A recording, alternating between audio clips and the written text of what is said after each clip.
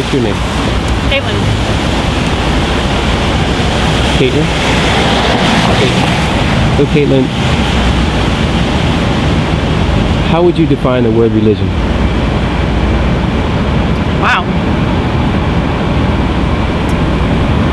It's a set of beliefs that a group of people have. What do you define true religion as? True religion?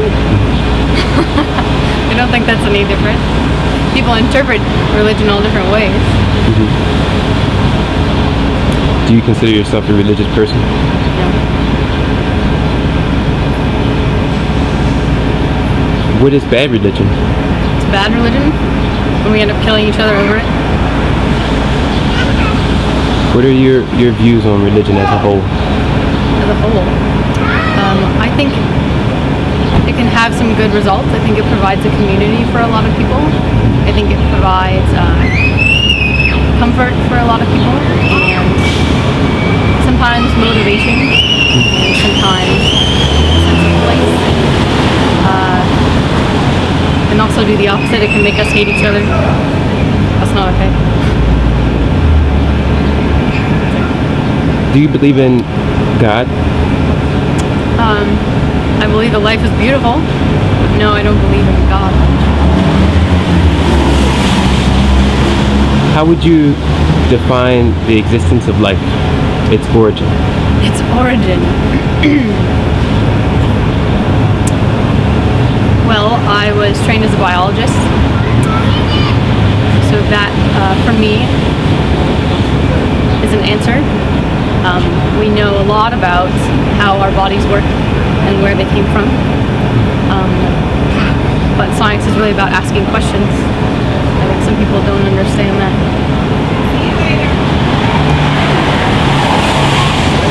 Do you believe that science and religion are intertwined? I don't know that I'm in a very good position to answer that because I'm not religious, so I don't know if I can speak for someone who is, but I would imagine, because I did have some colleagues that were religious, but there's a way you can be in both camps. I think they interpret the religion a little less traditionally, so that they can match it with the things that they find. Heavy. The camera? Yeah. How would you, going back to the origin of life, do you believe in evolution? Yes. And I would add, evolution isn't really something you believe in. I find it's something that you do or do not understand. I think for some people it means that we came from monkeys, and that is not right. It's about sort of like branches growing off of a tree, that there are common roots going a very, very long ways back. Something I find interesting is that the Earth was very young when life first evolved, when we first find signs of life, and it took much longer for it to become complex, but it didn't take relatively as long for life to come into existence on the planet. I think that's pretty interesting. Where did humans come from? Where did humans come from? Well, we're evolved just like everything else that you see. So we're a product of, in a way, ruthless editing.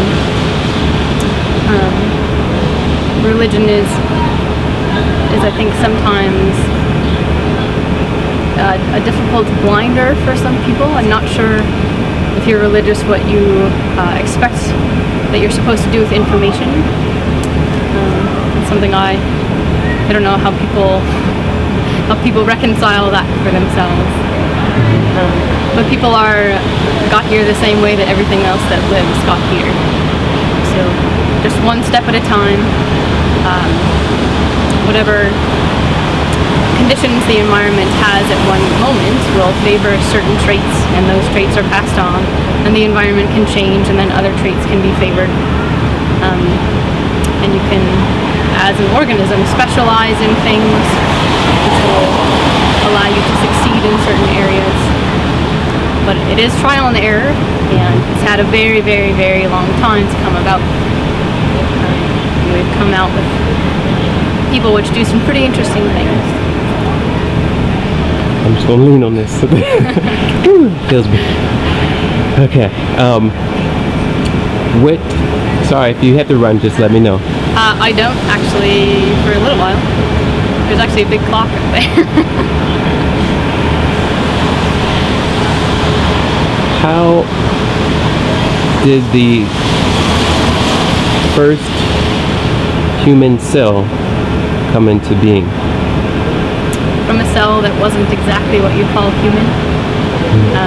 It's all scale. It's all graduated. It's not like a very sharp distinction. We use the analogy black and white, although I'm not a big fan of that. But it's not like one day there were no humans and all of a sudden one day there were. It's a progression, sort of like children grow up. They aren't all of a sudden grown up. It takes time. So can you define that as more? I'm trying to understand what you said as far as how the human cell first came into being. You described it as coming from something that is not human. Well, human as in like our species, Homo sapiens, hasn't always been on the earth. So our cells are descendants of cells that were another species at some point, and they change gradually.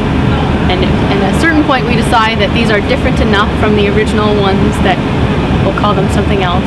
If I go back to the sort of child-adult analogy, like I'm the same person, but at some point you decide I'm enough unlike the child, you call this version the adult, and you decide that it's enough difference for a different name. What about the cell of life itself? How did we go from no life to life at all? That's a good question. I think to answer that you have to define what is alive. So what qualities does something have to be alive? We tend to use, when we look at very, very early life on Earth, and again this is, it will look like chemistry in a soup, so nothing that resembles life today, things you think of being alive, very small molecules. One of the characteristics that we like to use is whether or not something can replicate itself. So the molecules that are able to use a more modern term, reproduce themselves, so make copies of themselves and pass on their own characteristics. That's a quality that we can say is lifelike. That's something that we need to have as organisms if we're going to keep our species line going. So certain things like the metal post you're leaning on will not replicate itself. And other things like the tree behind you could replicate itself. So that's one way you could use to define life at a very, very early stage. Are your parents religious? My mother is very spiritual. My father is not. They're both musicians, and they spend phenomenal amounts of time and energy bringing music to a lot of people. My mother teaches in the schools, and my father is a conductor. So that's something they believe is very special and very important. And for them, that's sort of like religion. It's a community. It brings people together. It's an opportunity for people to be involved in something greater than themselves. But it doesn't have to do with a God in heaven or whatever might